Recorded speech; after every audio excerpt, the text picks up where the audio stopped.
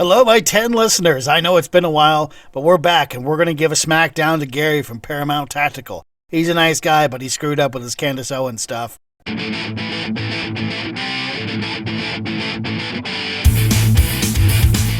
I feel like I was set up by the federal government in terms of this lawsuit. Like, this wasn't just Brigitte and Emmanuel sitting down making a mistake by filing this national lawsuit, but rather federal agencies which may have been colluding and speaking to one another about how to put an end to my research into who Brigitte was, because all of these governments are implicated. And by all of them, I mean France, the United States, and Israel implicated. So 3 different countries, the United States, Israel, and France, conspired together to sue Candace Owens for defamation to stop her from investigating Brigitte Macron. Just to say that requires narcissistic levels of self-importance and probably some delusion as well. No, not really. Israel, USA, and France were working together a lot. In 2024, they were working together to fight Hezbollah. And they worked again on Ukraine. And during the critical time of working on the Ukraine peace talks, President Macron begged President Trump to leverage Charlie Kirk into calling Candace Owens and beg her to stop investigating Brigitte's wiener. It was just after 5:30 p.m., to be precise. I received a very strange message from a friend of mine.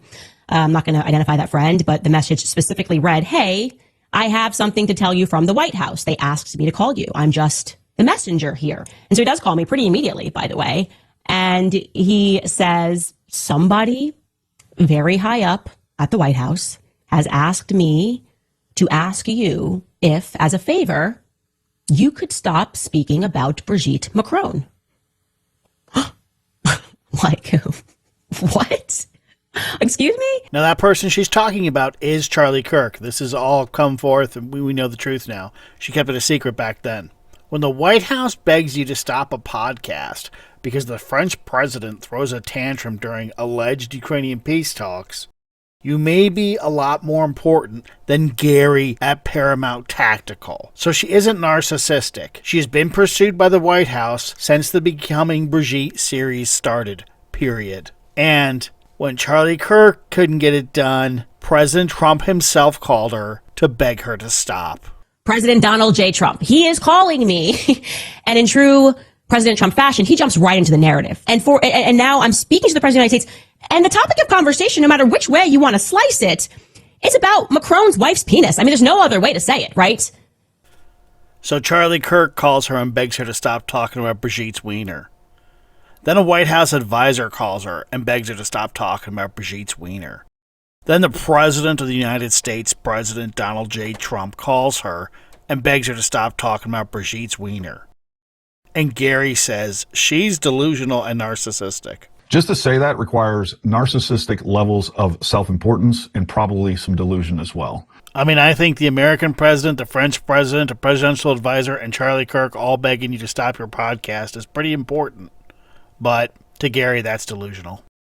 I spent my own time and money, tens of thousands of dollars, number one, going there, on top of that, making sure that we have a 3D model which is available to the public of the entire facility so that people can see what is possible and what's not possible. The 3D model is cute. I'm sorry it cost him tens of thousands of dollars.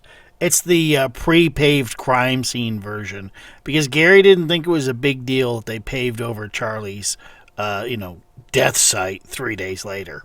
It was actually controlled by the FBI, processed by the FBI for a full 3 days.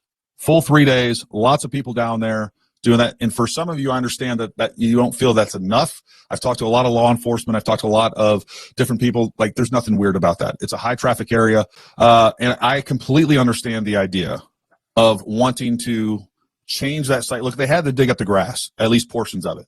And the idea that they're going to make over that site, I think, is reasonable. And I know many people will see deception in that, and that's fine.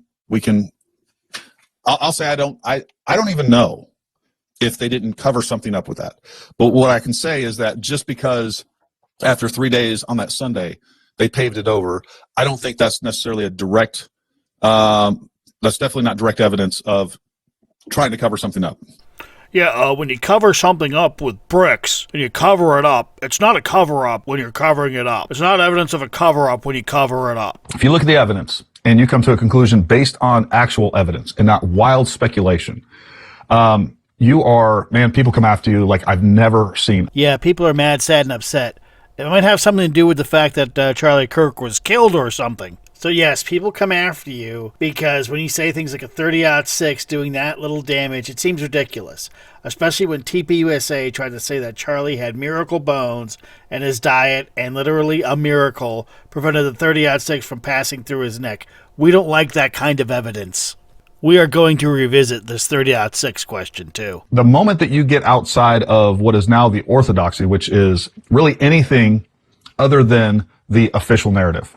This is Gary's long-winded way of saying he supports the government 100%. He loves the Fed slop and he can't get enough of it. And you should follow the Fed slop because if you don't follow the Fed slop, you are wrong. Really, he could just end his video right here because that's what it's all about. This is pro-Fed slop boomer candy. If you look at the evidence and you come to a conclusion based on actual evidence and not wild speculation. Yeah, let's look at evidence of people firing 30-06s into test dummies. Oh, that went well. Totally believable that stayed inside of them. Candace Owens has went down a road of nothing but propaganda, lies, and I have proof of all that. So let's get into this. Gary accuses Candace of selectively editing a video where Tyler Robinson says the word vehicle. There's old footage of Tyler Robinson that is now circulating from a car accident that he had.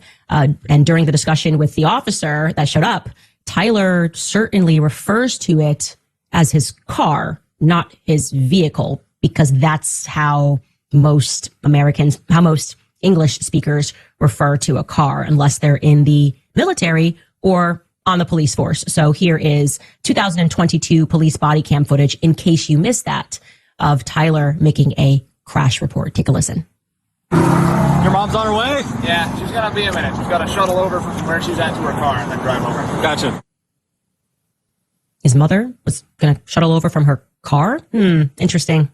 There's more, of course. There is more, but she didn't show it to you. That video clip is a little over 3 minutes, and she pulled out one little piece where he says car. Tyler Robinson actually says car twice. But just a few seconds later in that exact same video clip, here's what happens. There was a vehicle in the lane between lanes. There was a vehicle in the lane between lanes. There was a vehicle in the lane. So there we go. In the exact same video that she uses to prove that he doesn't use the word vehicle, he does use the word vehicle. Candace Owens specifically said when he's referring to his vehicle, Tyler certainly refers to it as his car, not his vehicle. So the two times he refers to his vehicle in the possessive, he says car, talking about his mom's car. Where she's at to her car. From where she works to the car. The one time he says vehicle, he is lying to the police officer because he didn't want to be found out at fault for the accident. He T-boned someone at an intersection. The younger brother of Tyler, who's with him in the video, said it was their fault. When I got out, I was like worried. So that's when I was like, yeah, it was your fault. It was our fault. Tyler Robinson has tics when he's nervous. He's doing this armpit thing here. He moves his mouth. He does all kinds of tics throughout this body cam video. So it's pretty weird that the footage we've seen of him, he's pretty cool as the sniper and nothing ridiculous looking. This kid tics out all the time. Something is up with him. He's very different. So Tyler had to lie his way out of that. So he used vehicle because he's thinking about a situation on the fly. Yeah, I was looking up at the light just before getting there. Okay. Saw it shift yellow. And as I get into the intersection, he bolts. There was a vehicle in the lane between, like the leftmost through lane that was forward some. So people on the side of you were slowing down to a stop. I had seen someone slowing down. I wondered why they had slowed so much. Okay. But Why did you think that they were slowing down? I'm not sure. Okay. Maybe because the light was turning red? That's why he said vehicle instead of car. It wasn't his car he was referring to. So when Candace Owens says, Tyler certainly refers to it as his car, not his vehicle. she is 100% correct. So Tyler says car twice when referring to the possessive, his mom's car, his car. He only says vehicle when he's lying to the officer. And the officer said vehicle to Tyler several times, so it probably influenced him to say it back. Vehicle. So I'm not going to stoop to the level Gary did of accusing him of selectively editing the video. He missed it because he didn't watch the full video, which he accused Candace of not watching the full video. The full video is an hour, not several minutes like Gary said. That video clip is a little over 3 minutes.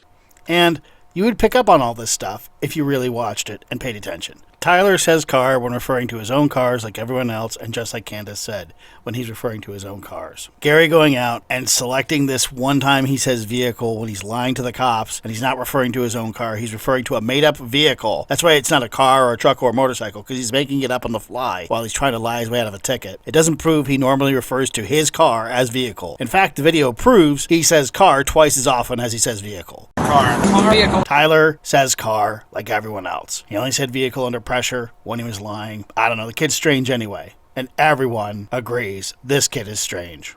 I want to emphasize how odd this kid's behavior is. So we're going to play the exchange where the officer corners them about what they said and getting their story straight. And watch how much he moves his mouth and he has tics. He's odd. Watch this.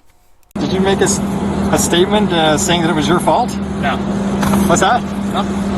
When I got out, I was like worried. So I just went out. I was like, yeah, it wasn't your fault. It was our fault. It was messed up. And I first went up to him and to check on him. Okay. You said that to him? Yeah. Okay. Well, what do you mean by that? I think it was just trying like not to. Okay. Because you guys have a couple different versions about what happened. So we had a third party witness that watched the entire thing. I'm just trying to clarify your guys' story a little bit.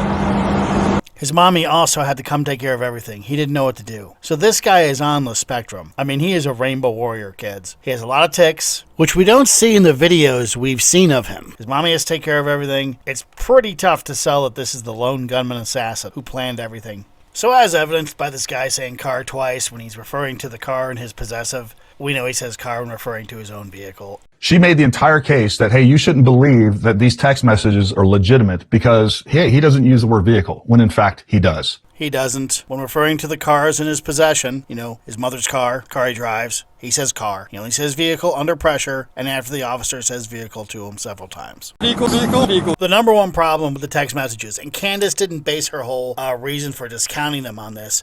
She based her whole reason for discounting them because it's stupid, and no one believes them. And they don't have the original messages. They've never shown us the original messages.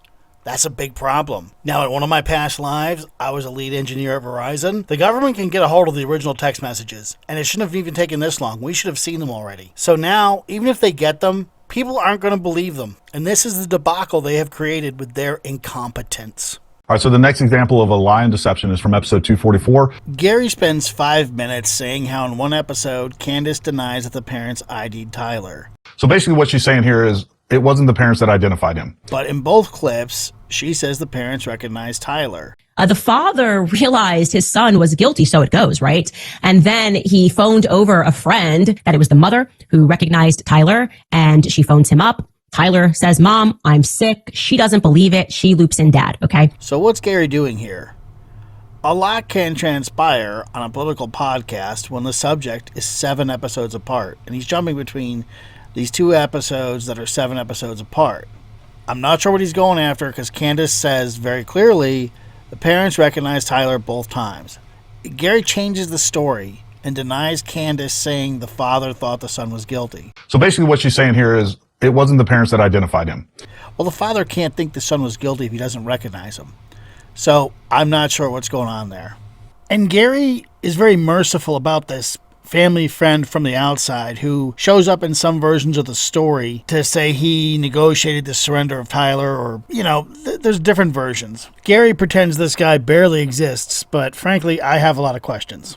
As far as I can tell, this man is identified as retired detective Mike Mitchell. Now, I think what Gary's trying to say is Candace switched the narrative from the parents turned Tyler in to Mike Mitchell kind of forces him to turn Tyler in. Well, part of that is actually in the charging documents, but Gary didn't read it. Let's listen to Gary here. As they discussed the situation, Robinson implied that he was the shooter and stated that he couldn't go to jail and just wanted to end it. When asked why he did it, Robinson explained there is too much evil and the guy, Charlie Kirk, spreads too much hate. So that's the story that Candace and her reliable source confirmed. But here we are 12 days later, and she's contradicting her reliable source altogether just to change the narrative. Here's Gary's version. The last line ends with, "they talked about." And those 3 words lead to this paragraph. They talked about Robinson turning himself in and convinced Robinson to speak with a family friend who is a retired deputy sheriff. At Robinson's father's request, the family friend met with Robinson and his parents and convinced Robinson to turn himself in. The family friend spoke to the police and reported telling Robinson that it would be best if he brought all evidence with him into the sheriff's office to avoid the police having to search his parents' home. And that line is what there's a lot of contention over. And this is where the mess happens, because there's audio of officials saying, well, the SWAT team might have showed up at the house. He was fearful of a SWAT team hit on his house. And Sheriff Nate Brooksby does not dispute this leverage was used to get a peaceful surrender. Part of the negotiation and getting him to bring himself in was that. If you are Tyler Robinson's parents and you hear the SWAT team's coming, this is a problem. So these people most likely felt like they had no choice but to go with this guy and turn Tyler in. What if they said no to this guy? This guy's going to hang up and go home? No. There was some leverage used to get this kid to surrender. And that's going to come up in this trial. If you don't think so, I'm sorry. You're just very naive. So I don't think it's a big deal she sort of switched horses within 7 episodes. That's a lot of podcasts. They have multiple sources. All podcasters do. We can't figure out anything about this Mike Mitchell guy. They're hiding him. The media is protecting him. So it looks suspicious. It puts her spidey senses up. And she checks it out. And she's thinking, man, this guy probably leveraged this kid to surrender. And she's not the only person that thinks that. Gary goes on to say she is the media who created that narrative, though, which is a strange accusation. Or the media presented this amazing story. The father realized his son was guilty, so it goes, right? And then he phoned over a friend. I was told actually that it was kind of the opposite. That quote unquote family friend informed the family that Tyler had been identified as the shooter. He recognized him. He knows Tyler. She was the media that created that story. No. She did break the story that Tyler Robinson may have been coerced into surrendering by the family friend, the officer. I broke that story. I spoke to someone that was very close with his parents, and that's what happened. She did not break the story that the media had pushed on everyone. And actually, the story wasn't created by the media. The story was created by the charging documents, which were verified by her reliable source. And yet 12 days later, we're completely changing that narrative. And when you watch her episodes and she tells you what she's doing and she's talked to different people and they decide to go with a different source or they report what they hear, you can just listen to it. You can say, oh, I don't believe that if you want arbitrarily, but that's all that is. There's no deception there. She's saying it. She's not deceiving you. The fact is we have zero evidence that we should depart away from the facts that are actually in the charging documents. I genuinely like what Gary does, but the document isn't full of facts. It's a bullshit legal document bringing charges against someone like all bullshit legal documents. He's holding the prosecution's documents. The defense will have its own bullshit legal documents. A jury and a judge will then decide in the war between the bullshit legal documents what's true and what's not as they present different things in this thing called a trial. The document Gary is holding is not a tome full of sacred facts. From the facts that are actually in the charging documents that were verified by her own sources. All right, so we're just going to go ahead and skip to December 1st. You guys, most of you have seen this tweet. She claims that she has proof that there is a threat on her life and a hit has been put out on her from the French government. There's lots of things about that don't make sense that I'll get into in a minute, but let's jump forward a little bit here. Gary spends a lot of time on this, and I can appreciate he doesn't believe her. The thing is this just a thing where you believe her or you don't? There's no proving she lied. He can't disprove any of her stuff, and he doesn't. And I don't feel that's a burden Gary has to meet either. I don't think he has to disprove Candace to be credible. He can say he doesn't believe her, but it's just pretty weak, and it's not a deception. This is supposed to be a video about the lies of Candace Owens, and now we're like into, I don't believe Candace Owens because I don't want to. Multiple agencies and multiple countries involved from Egypt to Israel. People are saying that's totally crazy. It is totally crazy because we have a couple of issues with that. If we have this multinational conspiracy to kill Charlie Kirk, which is what she's referencing right now, what I want to know from Candace is the how. All right, you can throw all these allegations out, but not once has she shown the mechanism for which they made it work. If I say Tyler Robinson didn't act alone, I can show you messages of people that look like they knew a hit was coming on Charlie Kirk, but I can't show you how they knew. Most people, if you ask them, what happened to RFK Sr.? How was he killed? They can't tell you how. Most people will say it was Sirhan. It wasn't. People don't know the how when there is a conspiracy or even something that wants to be kept secret. This kid tried to keep it secret when he assassinated Charlie. We still don't know all the how. Does that mean it didn't happen? Here are 3 images of Tyler Robinson from the UVU camera on the day of the assassination. On the far right is a screen capture from the police body cam. The 3 images on the left are what his parents saw and allegedly recognized him from.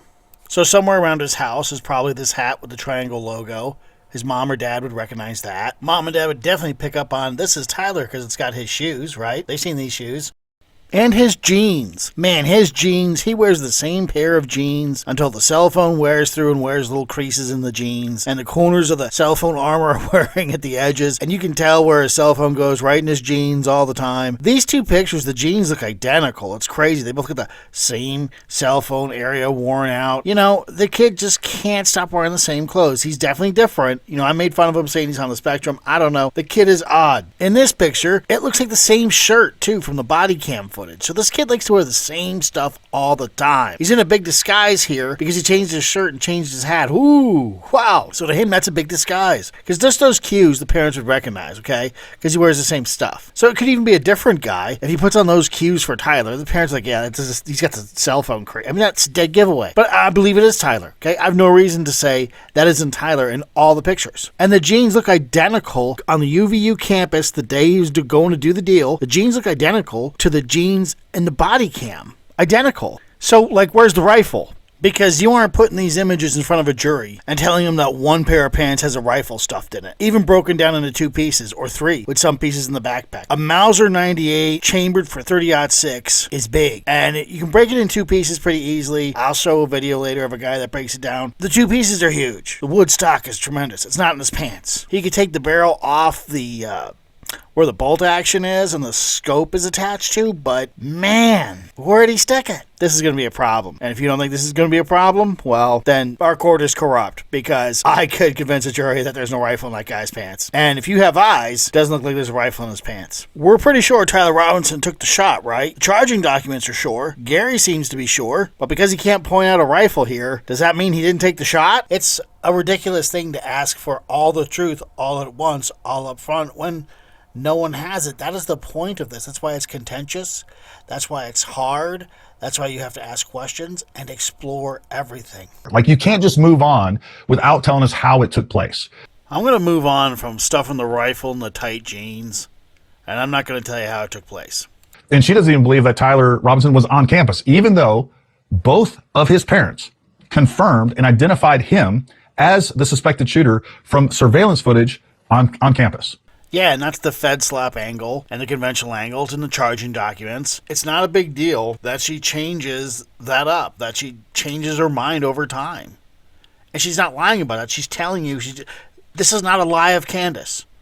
So I don't know why he keeps complaining about it. Some of the things that she constantly does as far as deception goes continues to play out. No, it's the lone shooter who had never been on campus, who climbed the roofs like Spider-Man. This is something that she said in multiple episodes. Yeah, you know, Tyler Robinson climbed the roofs like Spider-Man. Oh, it's so crazy.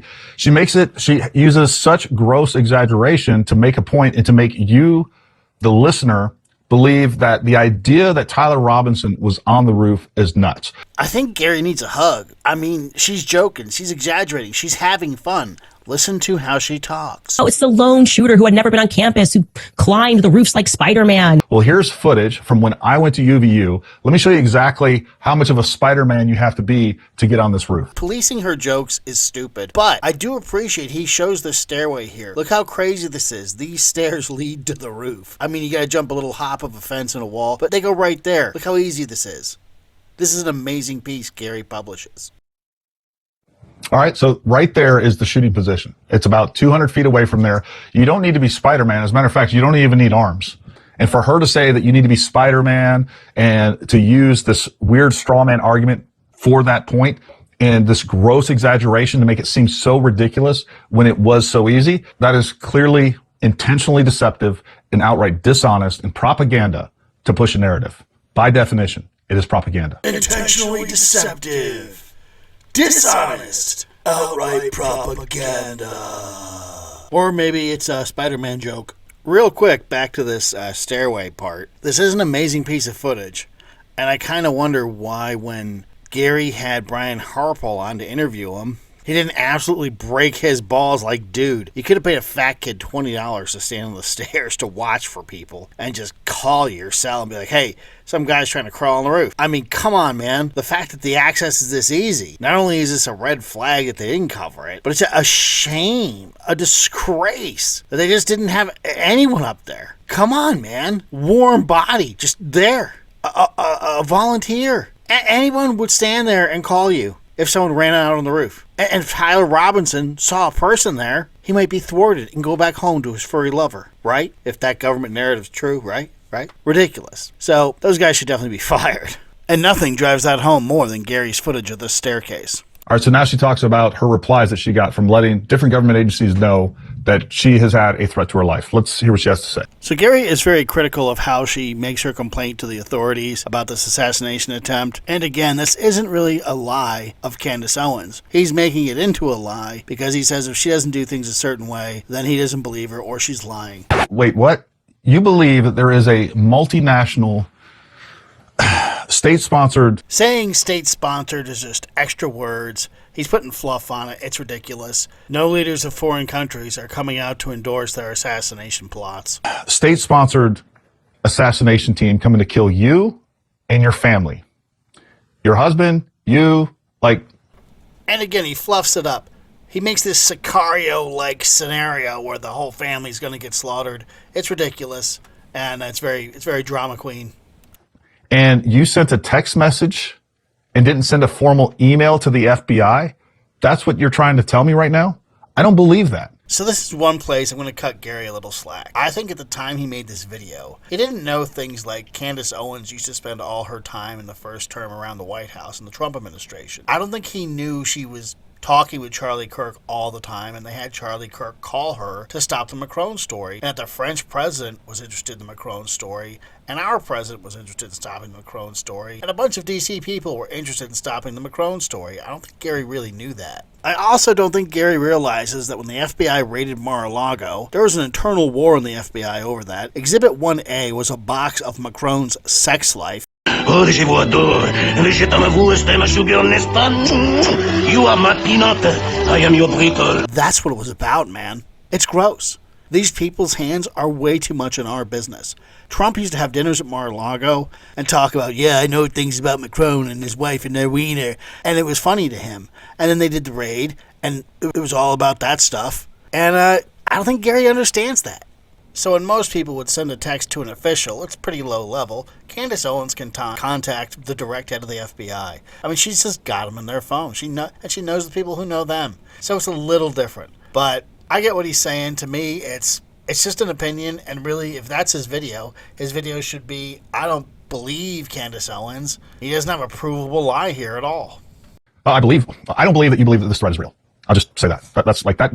If my family was in danger, and I thought a state-sponsored assassination team was coming to kill me and my family. So he puts these hyper-subjective little notes in there all the time like this. And I don't remember her referring to it being anything to do with the same team that killed Charlie. So I don't know where he got that. In fact, that note is wrong. She was clear they were separate teams. She was told one group was for her, and someone who shot Charlie was trained in another group. All right, so in this next clip, she's talking about UVU students stating that they didn't recognize anybody that was at the Charlie Kirk event. That they felt like they didn't recognize anybody that was there. It was weird. Forget about how illogical that is. Yeah, that's it. He waves his hand like a little wizard, and you forget about how illogical that is. Look, if two students email her and say, we didn't recognize anyone, that's what it means. Again, it's subjective. Now, this is really the second stage of her complaint where she said the media kept interviewing old people, because they were. The media wouldn't interview the students who saw it. They kept interviewing, like, politicians and people we don't want to hear from. You know, we would like to see what the students thought of it, because they were the ones most involved with Charlie. This is the whole point. We don't want to hear a bunch of 50-year-olds talk about what happened that day. Nothing against old people. I'm old too. It's just people want to hear from the students. And if you watch Candace Owens' show, you would know immediately what she is getting at. No one was confused. But let's talk about what she's getting ready to say, because she has said this time and time and time again. It was very strange that they advertised for this event really late in the day. All right, so this is a narrative that Candace has continued to push multiple times. I've seen it on X. I'm sure she's talked about it in her episode somewhere. But basically what she's saying is that, hey, you know what? This event wasn't even advertised till late in the day. Now, that in of itself is at least an exaggeration of things that I've known her to say on X. So this next one, it looked like to me he got her on kind of how early this was advertised. And he puts all this in this video, and he does his job as, he's not a web developer. I am. I used to be a website developer. He is not acting. I don't think Gary was acting in bad faith on this part, and I would love for him to address it. I'm going to try to contact him about this, because I was going to kind of give him the point, be like, oh, look, Gary got her here. Just like the stairs was really good. But this is actually pretty messed up. So let's watch this. So I retweeted Jane Doe, we knew that this event was indeed advertised many, many days prior to, it was more than 2 days we knew for a fact. But then we found the original listing on TPUSA website. It was actually sent out August 28th. But you can see on this flyer that was on the TPUSA website, August 28th, that not only did we know exactly when it was going to be, September 10th, 2025, but it was going to be in the UVU courtyard. So the idea that there was only a couple days prior or required insider information to plan this is total nonsense. And I know Candace knew about this. And how do I know that Candace knew about this? Because she responded to my tweet. So here she is right here. Sorry, I'm not tracking and wanted to add this to my timeline. What website are you using that shows that this venue went live on August 27th?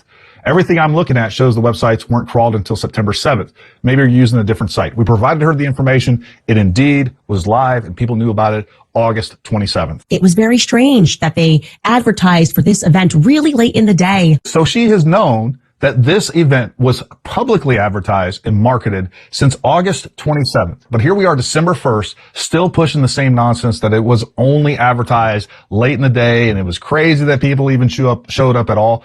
This is pure intentional deception. And because she cares more about the narrative that she's trying to push and not the truth.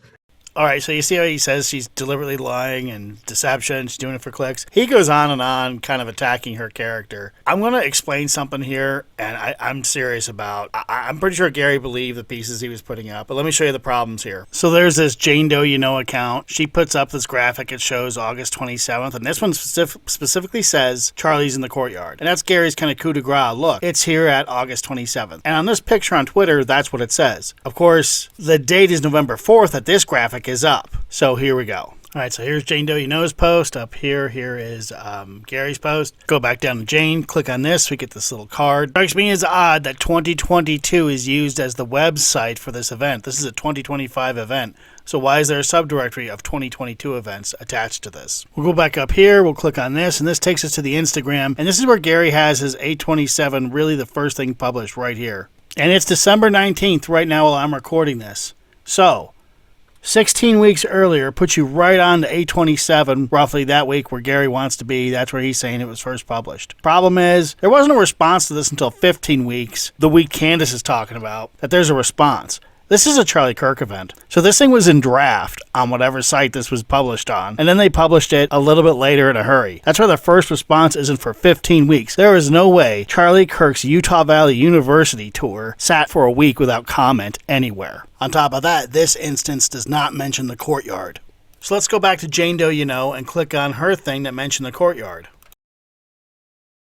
All right, let's go over here. We're going to click on this. Oh, here's the website. We're looking around here. Mentions the courtyard.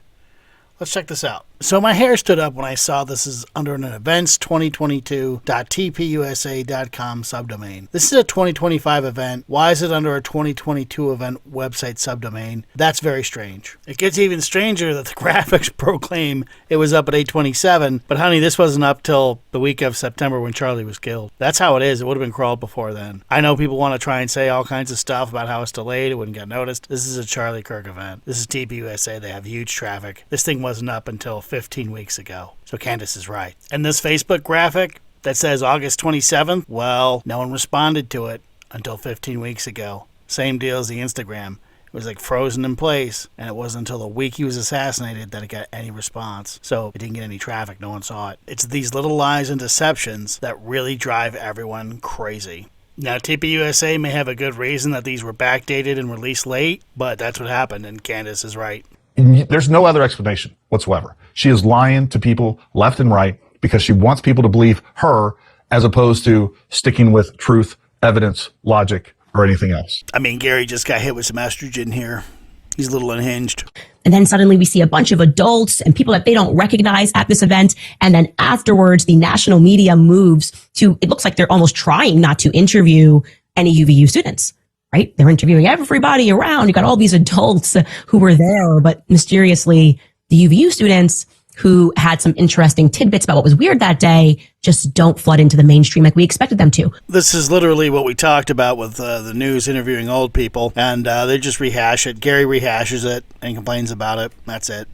Why hasn't she interviewed any eyewitnesses? Why hasn't she personally gone to UVU to investigate what happened? Because I'm telling you, you have to go there. I did. I went there, and I'm telling you, it opened your eyes to the reality of what's going on. And by the way, I did talk to 5 different eyewitnesses while I was there at UVU. Well, it didn't seem to help because you got all this wrong. So what the hell are you talking about? I mean, that's the problem here. I like Gary. I think he made a good faith effort. I think he has Candace 19 very badly. He has a derangement syndrome. I can understand he complains about it. It's a complaint. She didn't lie. All right, so here she's talking about the French Foreign Legion. It gets interesting. Now, as it pertains to the French Legion, something else that's kind of interesting is that they basically gutted and replaced about half of their leadership in mid-August. Check out this article published on August 20th. In 2025, a change of command took place across 6 regiments. Now, we researched, and look, I'm not a military buff. We found that they have 12 regiments that are known of, and you're telling me that they gutted leadership of 6? They put in 6 new commanders? Now, Candace does not know military structure, so I'm not even going to pretend she does. And I don't know too much of it either. I know very little bit. They put in 6 commanders. She is skeptical. She's saying it looks like they gutted it, but she admits she doesn't know. So, again, she is putting forth a question. She is being skeptical of something she doesn't know about. She admits she doesn't know about. If someone corrects her, she'd be open to that because I've seen her correct a million things on her show. And she'd correct this too. But Gary, instead of just correcting it, because I think he could correct it, he takes it a step further and has to lay it on thick. Again, more hyperbolic, exaggerated, straw man speech to try to convince you something's weird here. I mean, I thought that was a very harsh description of his own video, but hey, it's his video. He can say what he wants. She's constantly taking these innocuous events and turning them into this weird, suspicious, crazy thing that's happened. And it's all to convince you of something that isn't true. I mean, he kind of makes her sound powerful, like she's a sorceress. Candace Owens, the sorceress. He complains about the news interviewing old people again in the crowd. He complains about her lack of military knowledge. There's no real lie here. He just complains for a bit. You're basically telling our men and women in uniform they're guilty of murder too. Forget about the National Guard. I don't know of anyone in a Tier 1 unit that said, if someone came to us and said, hey, look, you know what? We got a top secret mission for you. You have to kill Charlie Kirk or some other American citizen. I don't think that you've ever find anybody that would be willing to do that. I really don't. So he's lionizing the military a bit here, but he has a point, and this is what confuses a lot of people about how the world is run. Every scandal, abuse, dark thing happening in our history, assassinations of presidents, abuses in the theaters of war, they're performed by the military. Almost always at the direction of intelligence. Some intelligence operative gets a hold of our enlisted peoples, blackmails them, leverages them with fake war crimes, or they outright bribe them. In our history of abuses, scandals, and crazy things that have happened, false flags, like the beginning of the Vietnam War, you'll always see intelligence at the top of it, or behind it, manipulating it. And this is how our world is run. So I feel Gary's playing a double game here, because he is a former Special Forces operator, and he knows how nefarious the intelligence community is when they show up and bug guys like him. So, enough of that nonsense. Yes, our men and women in uniform are mostly great, but every once in a while, they succumb to the pressure from the top. And the top, our intelligence community, it does not operate in the interest of everyday Americans. For whatever reason at this point, Gary revisits her assassination claims, and he gets Natalie Denise, one of the most unapologetic, just shameless fucking shills, to bust Candace at Dollywood. So Candace goes to Dollywood when she takes time off, and they're like, oh, but if she's going to be assassinated, she shouldn't be on vacation. Look, everyone will tell you, every podcaster with any little audience. I was a blogger. Bunker over a decade ago. 10,000 viewers a month, readers a month. I got put on a list of targets for jihadists. It was ridiculous, man. My blog did. They didn't know who I was. So, dude, everyone lives under the gun that does this stuff. Soon Gary will if he doesn't get death threats now. Okay? That's how it is. So you don't just give up your life, just like everyone will tell you. Erica Kirk will tell you now. You just do it. So this is just garbage. It's mean girl stuff. If I believed there was a state-sponsored assassination team coming after me, I would not be going to Dollywood. No one's going to live in a bunker. When I was put on a list for jihadists to target, didn't live in a bunker. I got in the way of some lobbyists one time in a court battle, and they attacked me in my driveway. I moved my family once, didn't live in a bunker. Erica Kirk doesn't live in a bunker. Candace Owens doesn't live in a bunker. Tim Pool sounds like he tries to live in a bunker, but then his brother shoots it up. So look, most people aren't going to live in a bunker. I was around when Pamela Geller had a cartoon drawing contest, and some dudes came to cut her head off, and the police had to shoot them in the street. And you know what happened? Everyone blamed Pamela Geller for it. It was disgusting. If you gotta give up and hole up in a bunker because a mean black girl said some things on a podcast, that's your problem, brother. And look, this is a matter of opinion. It's not a lie either way. Gary's not lying. She's not lying. This is stupid. It doesn't belong in a video that purports to debunk lies. But finally, let's talk about Candace's potential motives. Contempt for TPUSA. She clearly doesn't like the people behind Charlie Kirk. I think that was well known before Charlie's death, and it's even more clear now. There is no lie or dishonesty here. She has always made clear to Charlie Kirk who she likes and doesn't like in that staff around him. They talked about it openly. She definitely made clear she didn't like Tyler Boyer, who bangs young men and steals money from the organization. Charlie Kirk was concerned about Tyler Boyer's amazing wealth and demoted him from COO and replaced him with Justin Strife just before he died. Then he wanted his Doge audit. And whoa, look what happened. Charlie got murdered. Now Gary is okay with Tyler Boyer banging the young men at TPUSA and stealing from Charlie. The rest of us aren't. Her other motives are views, clicks, likes, and of course money. She's made millions of dollars off the fantasy adventure she's created on top of the grave of Charlie Kirk. Okay, it's grow up time here, folks. No one has made more money off dead Charlie than TPUSA. Period. End of story. Cut the crap. This is really stupid. No one has made as much money or as much wealth or gained as many followers or grown as powerful as Turning Point USA. The outpouring of sympathy for Turning Point USA in the wake of Charlie Kirk's death has skyrocketed them to new levels, and they squander it. AmFest is a shit show. These guys sold t-shirts at Charlie's memorial. People make money off making videos just on Candace.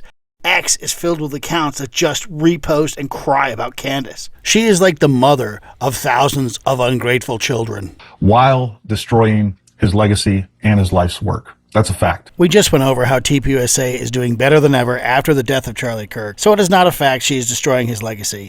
Charlie Kirk made it clear long ago he wanted to be remembered for his courage, for his faith. How do you want to be remembered? If I die, everything just goes away. How would you, if you could be associated with one thing, how would you want to be remembered? I want to be remembered for courage, for my faith. That would be the most important thing. The most important thing is my faith in my life. TPUSA, a large corporate monster run mostly by Tyler Boyer, is not Charlie Kirk's legacy. Charlie Kirk's courage for his faith is his legacy, according to Charlie Kirk. Also, Charlie Kirk would rather win the culture war rather than the political war. But folks, make no mistake, we are not in the political war right now. Turning Point USA is invested in the culture war. And if you had to ask me which one I would rather win, I'd rather win the culture war. As Candace always says, politics flow downstream from culture. And if we have a generation where half our generation hates America, it doesn't matter if we spend $200 billion on getting them to vote Republican, they won't even look at us. And that's the fight for the soul of our country. So that's kind of what he thinks about your midterms. She has stated multiple times she's a Mason of TPUSA, i.e. a founder of TPUSA, and helped build TPUSA. TPUSA was founded by Charlie Kirk in 2012. She worked for TPUSA for less than 19 months before being forced to resign. This is just mean girl stuff here. Many major donors, Charlie Kirk himself, considered Candace Owens a powerhouse. She gave a lot to build Turning Point USA. She was at the grand opening of the Arizona office. Charlie brought her to many, many, many debates on college campuses. No one could sit next to Charlie like Candace Owens. Listen to Charlie talk about Candace Owens, and you tell Gary if Candace Owens is a Mason or not. Candace always says politics flow downstream from culture. And without any further ado, I want to bring up Candace here, but I'll tell you, she's been one of the greatest blessings to our organization. I met her in November at an event. I hired her 5 minutes after I met her, and she has just exploded on the national scene. And I will give you one example that Candace is solely responsible for. A year ago, black approval for Donald Trump was right around 12%. The latest poll, based on Rasmussen, the most accurate polling company, now has approval of Donald Trump at 29%. 29%. And Candace is the one that fearlessly went against the Black Lives Matter protesters in UCLA. The video went totally viral. She then got a nice tweet from none other than Kanye West, where he said, "I love the way Candace Owens thinks." He doubled down and tripled down in his support of the president, and now the black vote is finally cracking and going in the correct direction. And I believe Candace is solely responsible for that, and she's just getting started with all the exciting projects we have. So Candace, get up here. Give it up for the amazing Candace Owens. And her dismissal was very controversial. They remained close, and that's why the White House had Charlie Kirk try to leverage Candace Owens to suppress the Macron story. All these people saying Candace and Charlie were distanced are just living their own fantasy. The White House knew better, the world knew better, and they knew who to get to leverage Candace. I don't even know if you'd call this a motive, but I do believe that she's being manipulated by both adversarial political forces and foreign adversaries. Just to be clear, foreign influence with Tyler Robinson, that's crazy. But foreign influence with a podcaster near like Franklin, Tennessee, well, you know, that's totally reasonable. One of the most damaging things that Candace has done is she has fractured the conservative party in ways I'm not sure we can recover. No, the party was already fractured long ago in 2024. Neocons seized control with several never-Trumpers, and they pushed the grassroots aside again. This time the grassroots are not so willing to obey. Candace Owens, Tucker Carlson, Megyn Kelly, Jimmy Dore, etc., all these podcasters, they don't lead people down rabbit trails. They respond to the onslaught of comments, tips, and messages they get from the voters. If you don't like these opinions out there, it's your voters, it's your traumatized base that is sick of being lied to. No single podcaster fractured this base. The neocon takeover of MAGA did this. When they thought it was a good idea to ridicule their own supporters over the Epstein files, the midterms were over right then. We may recover or seize the midterms, but it's going to be rough. Lastly, most tragically, she's tarnished Charlie's legacy and TPUSA, which is Charlie's legacy. No. Charlie's legacy is his courage for his faith, like he said. Also, it's his engagement with young people on college campuses that is his greatest legacy.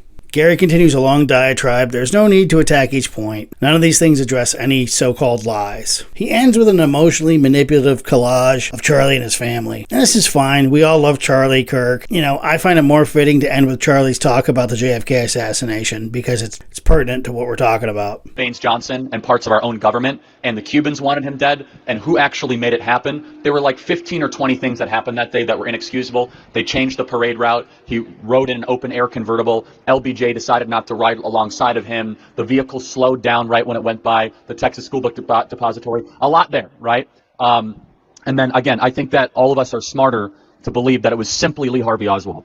The more important question is not, oh, who did it? We have to first acknowledge it that more than one person did it. Once we acknowledge that more than one person did it, then we can expose our government to have lied to us about the JFK assassination, which then I think will sober a lot of us about trusting the government in the future. If you like what you saw on here, please like and subscribe. Thank you.